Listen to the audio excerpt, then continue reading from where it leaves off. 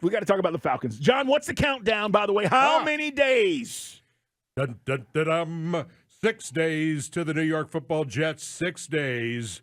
Next Wednesday, they begin rolling for Hard Knocks because the Jets report for training camp. 12 days to the Atlanta Falcons. We are today 3 weeks from the first National Football League game of the year.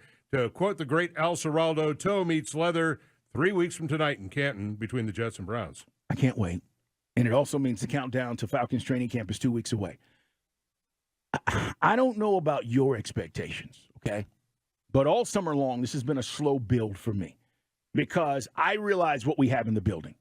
And I also realize we're way better than we were last year from a personnel standpoint. Now, do I know what Ryan Nielsen's going to do defensively? No, because I trusted Dean Pease.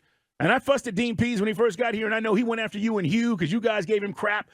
At the end of the day, though, Dean Pease is a championship-caliber defensive coordinator and a Super Bowl winner. Hang on. Back up. Stop again. What? We did not give him crap. Yes, you did. No, not really. He thought you gave him crap. Well, he thought we did. Yep. I know, but we really didn't give him crap. Because he came on that show and said, I listen to you guys. I know he did. And then we became friends. Afterwards. That's the point. It's usually how it works.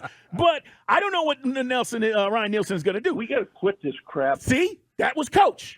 I'm fully aware of this. Yes, that's what. Don't deny it. Like I'm not. You guys didn't say anything about him. What he did was he took something way out of context. No way. Yeah, way. We got to quit this crap. What's up, Dean Pease? Anyway, but no, I don't know what Ryan, but he has a lot more to work with. That much I know. That's it. All right. So, what are your expectations? And what do you want to hear from Coach Smith about the development of some of the guys that we are going to count on? I think this development thing is big, okay?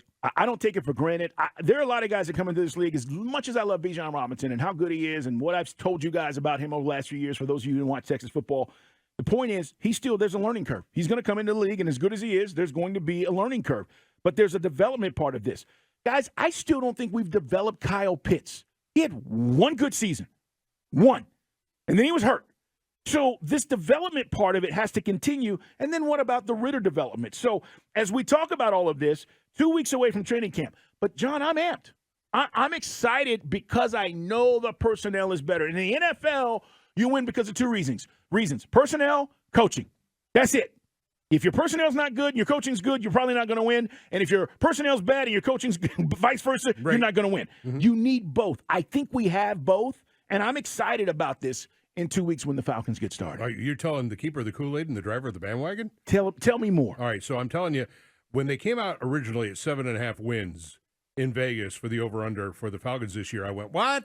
I'm at 10, and that's where I'm at. Then I went from 10 to 10, and by the way, it went from 7.5 in Vegas to 8.5, and now I think there are some places where the Falcons over-under wins is now 9, because I think Vegas is seeing, they saw a lot of money come in at 7.5. They're going, you're undervaluing that team a little bit. And so I'm at 10, and I would bet the over. Right now? Yes. I like the 10 wins. Mike said this, I don't know at what point, but he said he believed it. I think he probably betted it, okay, to be honest with you. Didn't Mike bet this? Isn't this about a new kitchen or something, Turtle? I'm not sure. But he came. You narcissistic, selfish piece of garbage. He bet it, and then he's like, we got to get to 10 wins. This is usually how it works for Mike, okay? He usually bets it, and then he says, we got to get to this win total. Am I right about this? A bathroom or something?